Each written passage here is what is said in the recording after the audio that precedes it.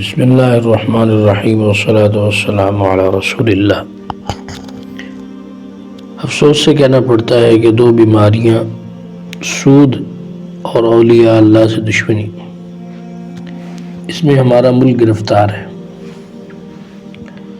چن چن کر دینداروں کے ساتھ زیادتی کی جا رہی ہے۔ فقیر کی نظر سے دوسری ایسی آیت نہیں گزری کہ جس میں دنیا ہی میں دردناک عذاب کی وعید ہو۔ ان الذين يحبون ان تشيع الفاحشة في الذين آمنوا لهم عذاب علیم فی الدنیا والآخرہ۔ جو لوگ اہل ایمان میں بے حیائی پھیلنے کو پسند کرتے ہیں، یعنی ترقی، روشن خیالی اور فیشن سمجھتے ہیں، ان کے لیے دنیا و آخرت میں دردناک عذاب ہے۔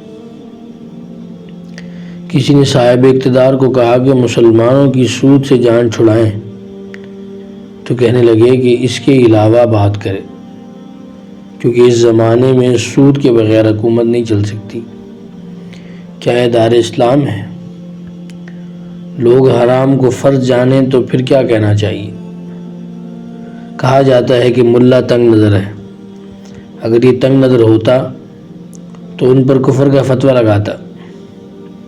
میت پڑی ہوتی ہے مگر دفنانے کا طریقہ نہیں آتا، پھر کہتے ہیں کہ ہم حضور صلی اللہ علیہ وسلم کو مانتے ہیں، مولوی کو نہیں مانتے۔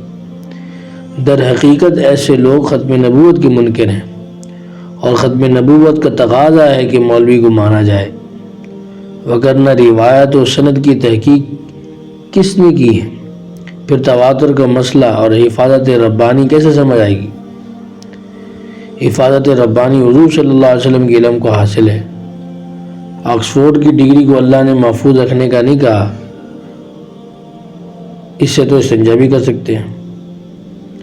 قرآن کو بے وضو بھی ہاتھ لگانا جائز نہیں ہے، حرام ہے، گناہ کبیرہ ہے۔ قرآن اگر آج زیر و زبر کے ساتھ موجود ہے تو یہ مسجد کا کارنامہ ہے، نہ کہ کالج کا۔ اللہ تعالی ہمیں نفاق سے بچائے۔